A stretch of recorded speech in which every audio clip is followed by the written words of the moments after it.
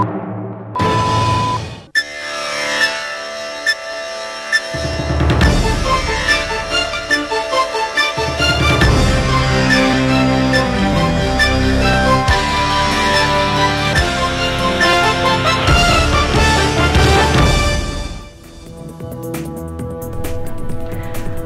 আলাইকুম, স্বাগত জানাচ্ছি চ্যানেল আই সংবাদে। আমি রিদিতা রেজা।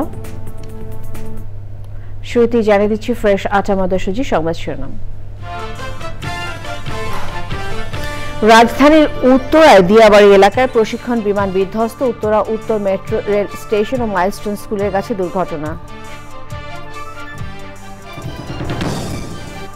গোপালগঞ্জে সংঘর্ষে নিহতদের 3 জনের মরদেহ কবর থেকে উত্তোলন। 8 মামলায় আসামি কমপক্ষে 10,000 ও গ্রেফতার 400-ও বেশি।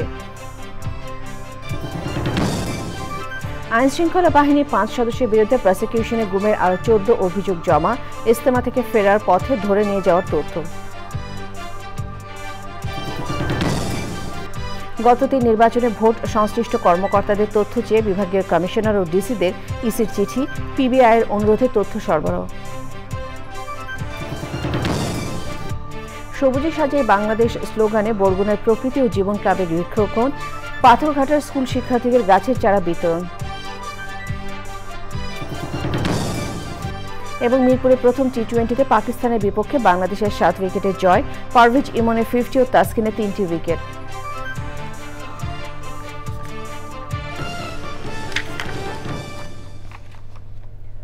সংবাদ শিরোনামগুলো জানাচ্ছিলাম। এখনকার এই সংবাদ আয়োজন একই সঙ্গে চ্যানেলের ইউটিউব চ্যানেল এবং চ্যানেলের ওটিটি প্ল্যাটফর্ম আইস্ক্রিনে লাইভ স্ট্রিম হচ্ছে।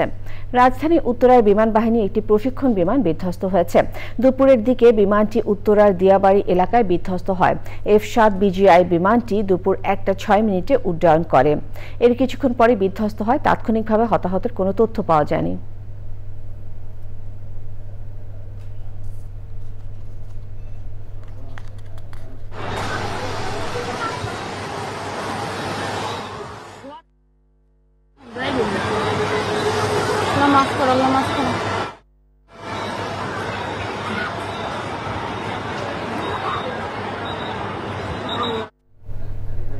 রাজধানীর উত্তরা দিয়াবাড়ি এলাকায় মাইলস্টোন কলেজের কাছে বাংলাদেশ বিমান বাহিনীর F-7 বিজিআই প্রশিক্ষণ বিধ্বস্ত হয়েছে। বিমানটি দুপুর 1:06 উড্ডয়ন করে। সেখানে আছেন পরাগ আজিম। সরাসরি যোগাযোগ করছে পরাগ। পরাগ, সর্বশেষ অবস্থা আমাদেরকে জানাবেন।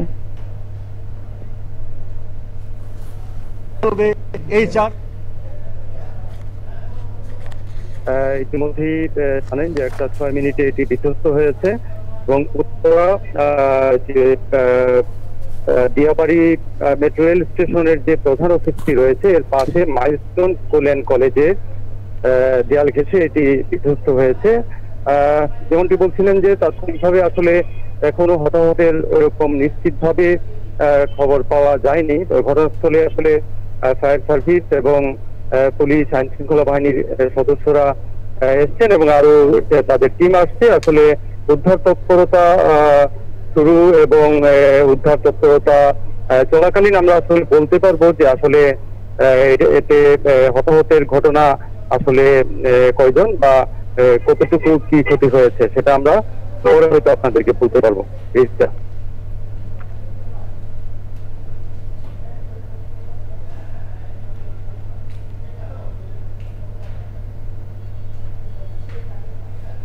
ধন্যবাদ আপনাকে। রাজনৈতিক দলগুলোর সাথে বৈঠক করছে জাতীয় ঐক্যমত্য কমিশন। 16তম দিনের বৈঠকের আলোচনার বিষয়ে জানতে জানাতুল বাকিয়া কেকার সাথে যোগাযোগ করছি। ফরেন সার্ভিস একাডেমিতে আমরা সরাসরি যাচ্ছি। কেকা, পরবর্তী আলোচনায় যাওয়া উচিত। আপনাদের সবাইকে ধন্যবাদ। সমস্ত দল আছে, বাম গণতান্ত্রিক জোট, বাংলাদেশ জাসদ এবং এরপরও তারা বলবেন এবং অন্যান্য দল যারা আছেন তারাও বলবেন।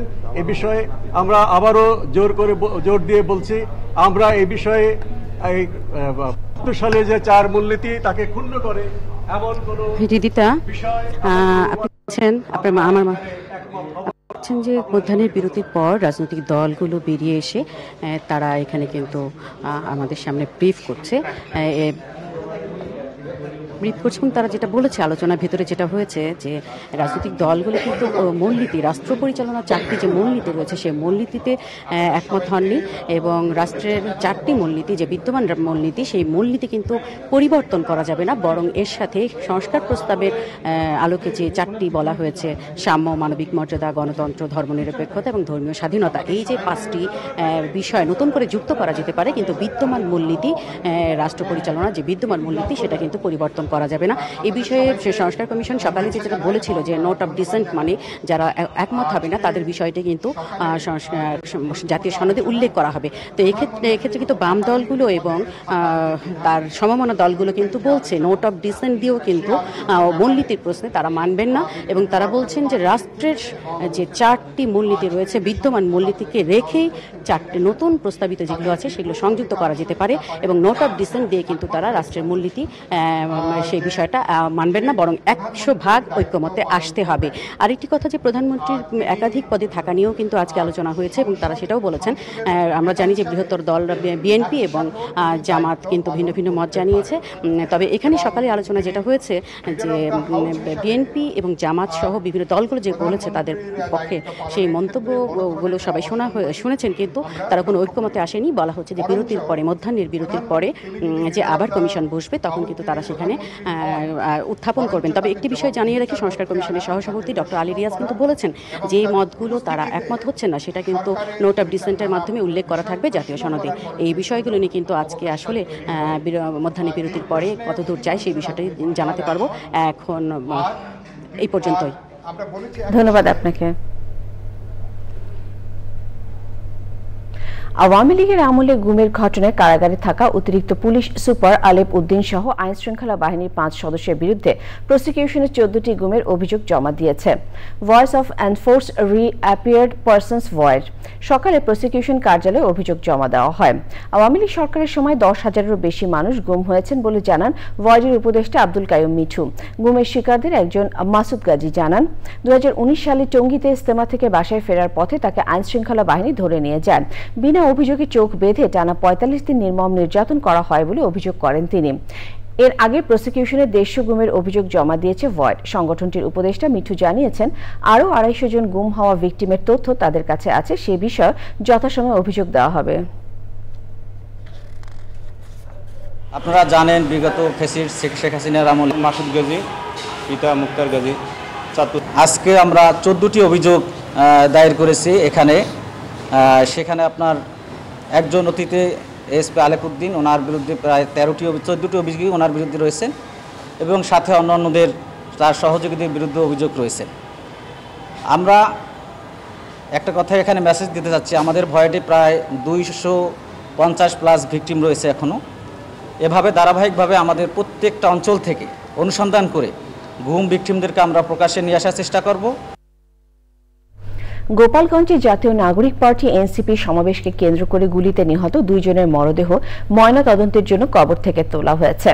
মৃত্যুর 5 দিন পর সোহেল শিকদার ও ইমন তালুকদারের মরদেহ ময়না তদন্তের কবর থেকে উত্তোলন করা হয়েছে। এছাড়া রমজান কাজী নামে আরও একজনের মরদেহ উত্তোলন করা হবে বলে জানিয়েছেন ম্যাজিস্ট্রেট। 16 জুলাই এনসিপি সমাবেশকে কেন্দ্র করে সেনা, পুলিশ ও এনসিপি নেতাকর্মীদের সাথে সংঘর্ষে নিহত 5 জনের মধ্যে 4 জনের ঘটনায় পুলিশ বাদী হয়ে 4টি হত্যা মামলা সহ মোট 8টি মামলা করেছে। 8 মামলায় কমপক্ষে 10,000 মানুষকে আসামি করা হয়েছে। এর মধ্যে 5 দিনে 400-এরও বেশি নারী পুরুষকে গ্রেফতার করেছে পুলিশ।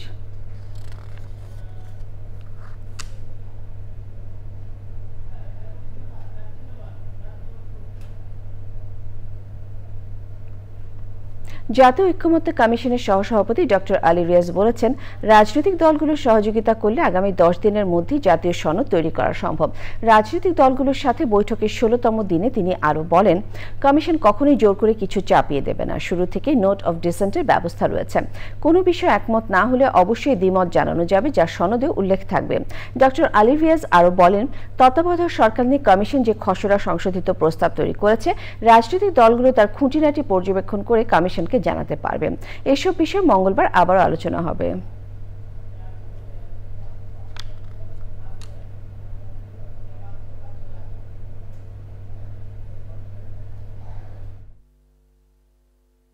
আটটি বিষয়ে আমরা একমতের জায়গায় আসতে পেরেছি। তার মধ্যে কোনো কোনো ক্ষেত্রে নোট অফ ডিসেন্টের বিষয় থেকেছে। যদি আমরা ঐক্যমতে 31 তারিখের মধ্যে পৌঁছতে চাই এবং যেটা আমাদের বাধ্যবাধকতা বলে আমি মনে করি, সেখানে পৌঁছতে হলে আগামী আজকে সহজে 10 দিন, সেক্ষেত্রে আমাদেরকে দ্রুত সিদ্ধান্ত গ্রহণ করতে হবে। আমরা যেহেতু প্রথম থেকেই নোট অফ ডিসেন্টের ব্যবস্থা রেখেছি, কেউ কেউ যদি দ্বিমত পোষণ করেন তাহলে সেই দ্বিমতটা আপনারা পোষণ করতে পারেন, সেটা জাতীয় সনদে উল্লেখিত হবে যে এই বিষয়ে আপনাদের দ্বিমত আছে, এবং সেই ক্ষেত্রে দ্বিমতের কারণগুলো ইতিমধ্যে আপনারা ব্যাখ্যা করেছেন। যদি প্রয়োজন হয় খুব সংক্ষেপে 30 সেকেন্ড 1 মিনিটের মধ্যে বলুন যে আসলে আপনার দ্বিমতে যায়। বিগত 3 নির্বাচনে রিটার্নিং কর্মকর্তা ও ভোট গ্রহণ কর্মকর্তাদের তথ্য জানাতে বিভাগীয় কমিশনার ও জেলা প্রশাসকদের চিঠি দিয়েছে নির্বাচন কমিশন। ভোট সংশ্লিষ্টদের বিরুদ্ধে মামলার পর পিবিআইয়ের অনুরোধে তথ্য সরবরাহ করা হচ্ছে।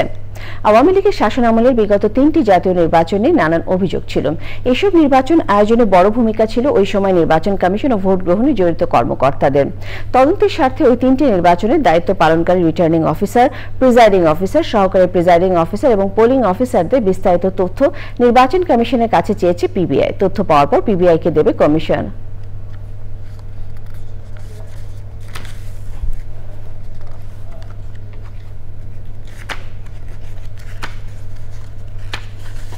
জুলাই গণ অভ্যুত্থানের অন্যতম আহত যোদ্ধা খোকন চন্দ্র বর্মনের মুখের অবয়ব ঠিক করতে দ্বিতীয় ধাপে এখনো রাশিয়া না নেওয়ায় ক্ষোভ প্রকাশ করেছেন এই আহত যোদ্ধা। অবয়বহীন মুখ আর দৃষ্টিহীন এক চোখ নিয়ে অবর্ণনীয় জীবনযাপন করা খোকন জানালেন, সরকার থেকে আহত যোদ্ধা হিসেবে নিয়মিত ভাতা না দেওয়ায় দৈনন্দিন খরচ চালাতে হিমশিম খাচ্ছেন তিনি। সরকারের প্রতি খোকনের অনুরোধ দ্রুত চিকিৎসা সম্পন্ন করে মুখের অবয়ব আর চোখে দৃষ্টি ফিরিয়ে দেওয়ার। আলী আসগরের ভিডিওচিত্র, লায়লা নওশিনের রিপোর্ট। 2024 সালে ছাত্র জনতার গণ অভ্যুত্থান চলাকালে 5ই আগস্ট দুপুরে যাত্রাবাড়ি থানার সামনে গুলিবিদ্ধ হন খোকন চন্দ্র বর্মন। প্রাণে বাঁচলেও নষ্ট হয়ে যায় মুখের পুরো অবয়ব। খোকনের অবয়বহীন সেই মুখ হয়ে ওঠে জুলাইয়ের প্রতিচ্ছবি। চিকিৎসার মাধ্যমে খোকনের মুখের অবয়ব ঠিক করতে 1 কোটি টাকা বরাদ্দ করে সরকার। এবছর 22 এপ্রিল রাশিয়ায় মুখের রিকনস্ট্রাকশনের জন্য প্রথম ধাপের অস্ত্রোপচার হয় খোকনের।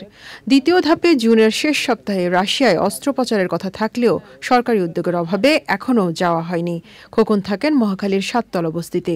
চিকিৎসার সবশেষ অগ্রগতি জানালেন নিজেই। আমাকে ওনারা বলে গেছিল যে ঘুমের শেষের দিকে গাইতে হবে, ঘোড়ার সরকারিকে কারা আমার অপারেশন করবে, কিন্তু এর ভিতরে আমাকে খাটানো হয় নাই।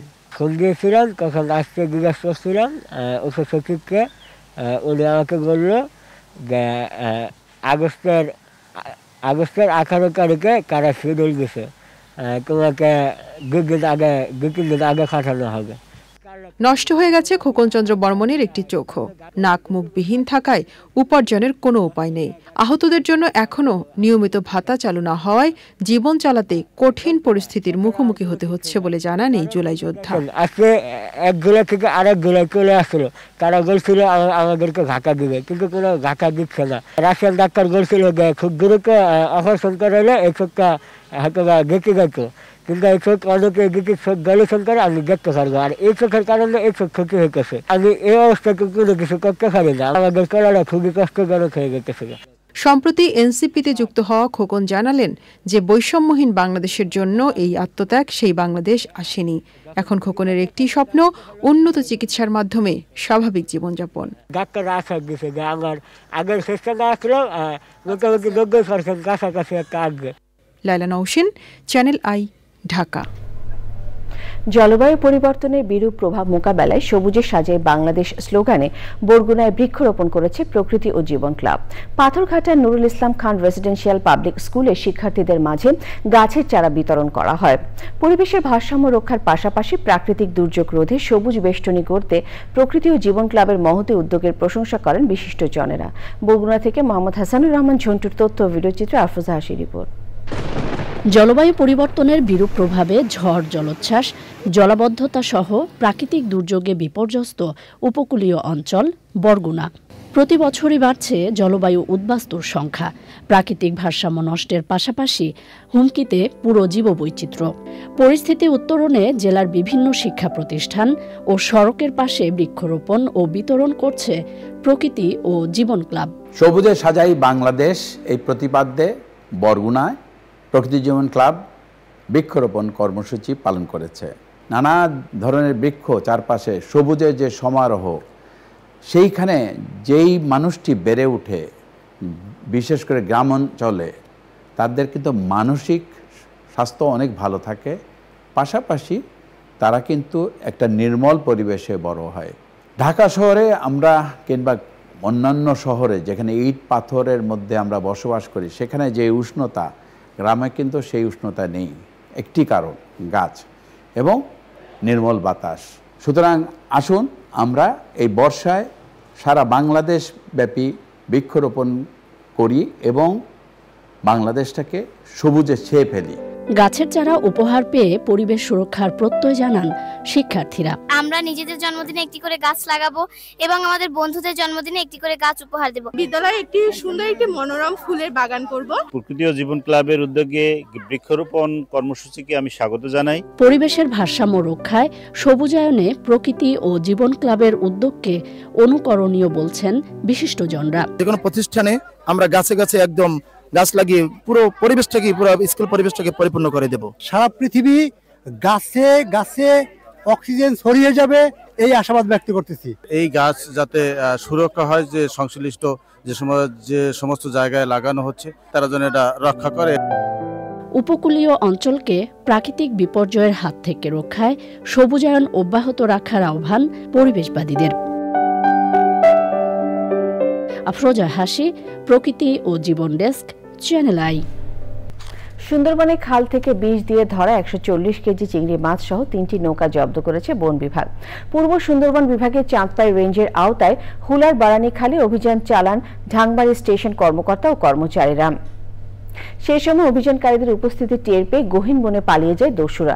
পরে ঘটনাস্থলে তল্লাশি চালিয়ে দস্যুদের ফেলে যাওয়া নৌকা, বিষের বোতল ও বিষ দিয়ে ধরা মাছ জব্দ করা হয়।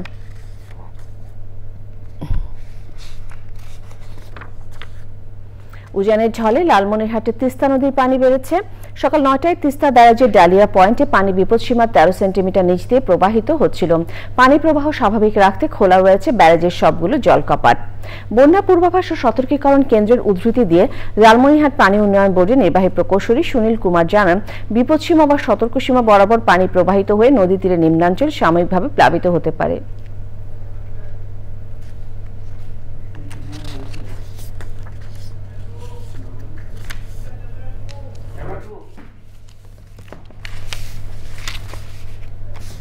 নিটল টাটা কৃষি সংবাদ।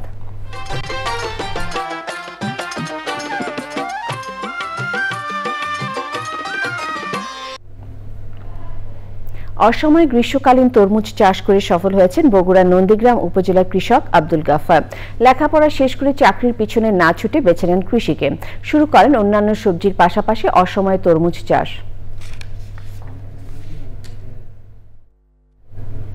প্রকৃতি সংবাদ।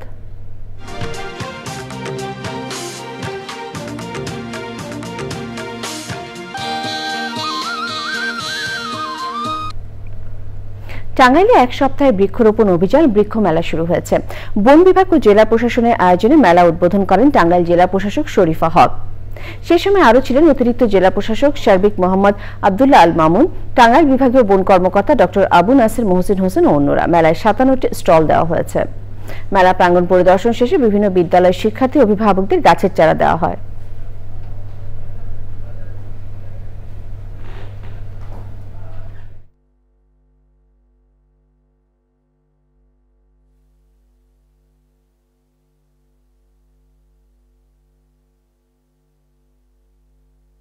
যারা গাছকে ভালোবাসে, যারা প্রকৃতিকে ভালোবাসে, তাদের কাছে আসলে এই মেলাটি আনন্দ মেলা এবং আমাদের লক্ষ্য টাঙ্গাইলকে প্রাকৃতিক সৌন্দর্যে শোভিত একটি জেলায় উন্নীত করা। টাঙ্গাইলে যে বৃক্ষরোপণ অভিযান শুরু হলো, আজকের এখানে পৌর উদ্যানে 47টি নার্সারি আছে। সেখানে যে ফলজ, বনজ এবং ভেষজ চারা প্রদান করেন, সবাই মিলে 7 দিনব্যাপী এই চারাটা বিক্রি করবেন টাঙ্গাইলবাসীর প্রতি। খেলার খবর।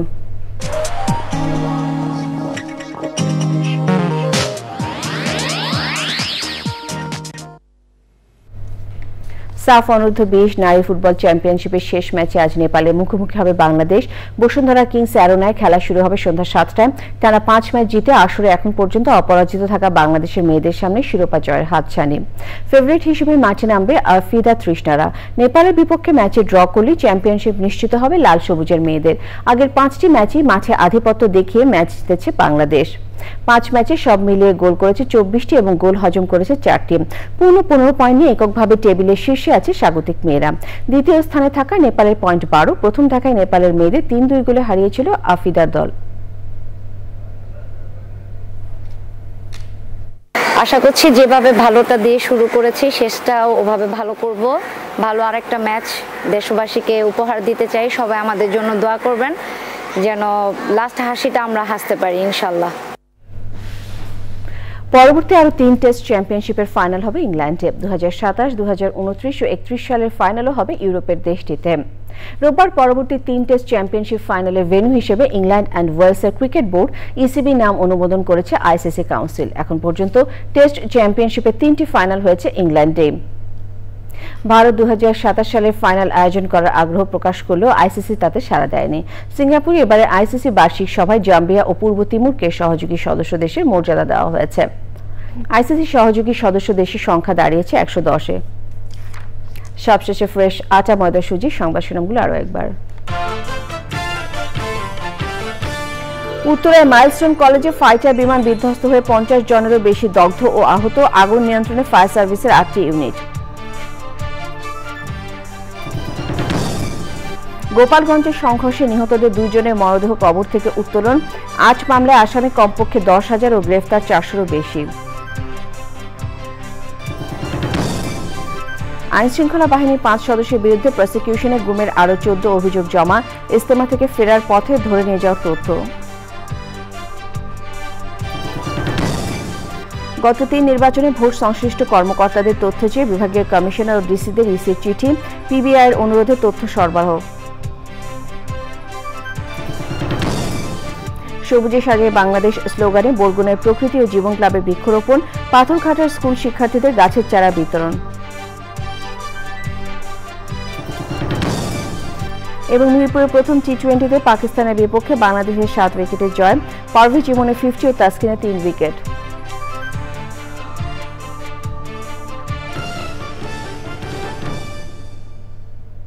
শেষ করছি চ্যানেলের সংবাদ। ধন্যবাদ।